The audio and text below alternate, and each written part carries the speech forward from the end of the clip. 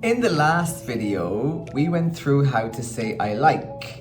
Now it's time to do dislike, and it's not very different.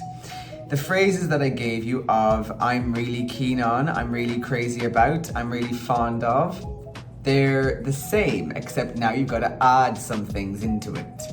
So instead of saying I dislike, you can say I'm not really all that.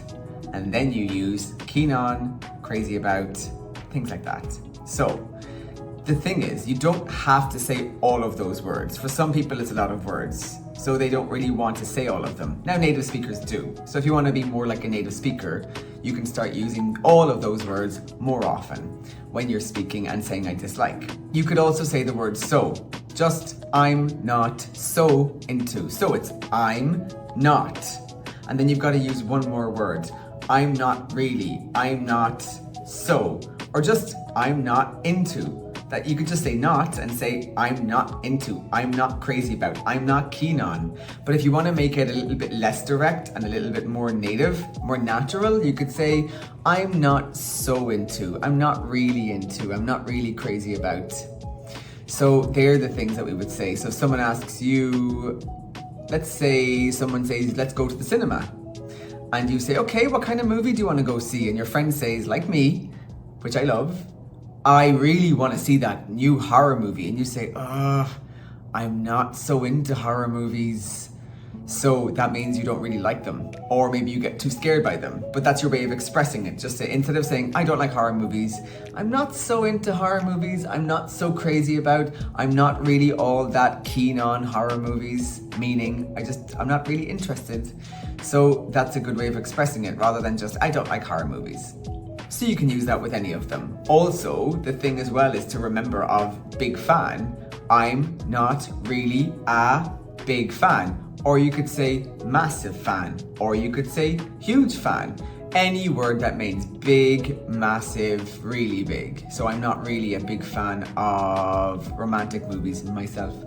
That's me. We have other phrases.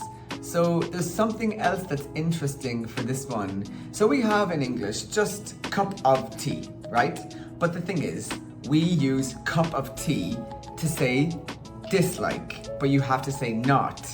And you have to change cup of to cuppa. So it becomes cup of tea, cuppa, C-U-P-P-A, if you're gonna write it informally. So you've got cup of tea, not my cup of tea. So say it with me. Not my cup of tea. And you don't have to say the T too much, like not. Instead of saying not, any word that ends with T, sometimes we say it like not, like that. Not. So you kind of just go, and that's how you pronounce it. Not my cup of tea. So if this is something that you're not very interested in, let's say you go to a restaurant or you go to a cafe or you watch a movie and someone asks you, how was it? How was the food? How was the movie? You say, well, it was okay, but it's not really my cup of tea. I mean, I didn't dislike it, but too much, but I didn't like it enough to want to see it again or come back to the restaurant again. So that's what you'd say. So that's the best way to express that. And people love that phrase. We use it as native speakers all the time. So you should definitely take advantage of that. We always say it. So you need to start using it frequently. So start using it all the time. So if someone asks you, how's the food? And you could say, it's not really my cup of tea. If you want to use it when talking about a cup of tea, you can for fun. So those are most of the phrases to talk about dislikes. But the thing is as well, you can also take my kind of thing, my sort of thing, and say not.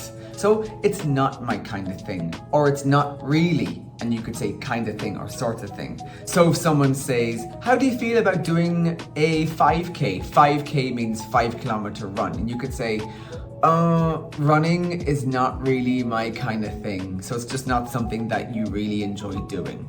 So it can be used for anything. Food, exercise, movies. I think you can use it for people as well. I'm not so sure if we would say that though, because if someone says, she's not really my cup of tea, You could say it that way as well, but it doesn't sound exactly very polite. I guess you'd use it when you're talking very privately to your friend, I guess. So yeah.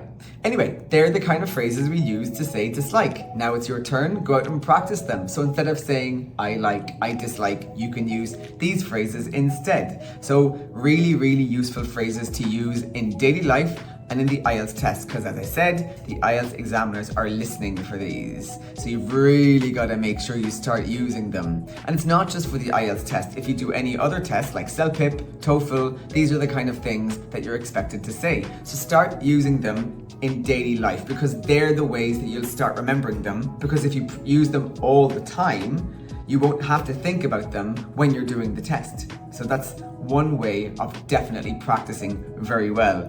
And you just get so used to it that it'll just become natural. That's the way we say in English, practice makes perfect. I don't say that because perfection is too much of a high goal to try to achieve. And to be honest, no one's really perfect and nothing's perfect. So I say practice makes progress. So if you keep practicing and forcing it, then when you say, what do you think of the pizza? Oh, I'm not such a big fan of it. See? Rather than saying, I don't like it. Because when you say I don't like, it's very, very direct as well. So that's why native speakers do it a little bit less directly.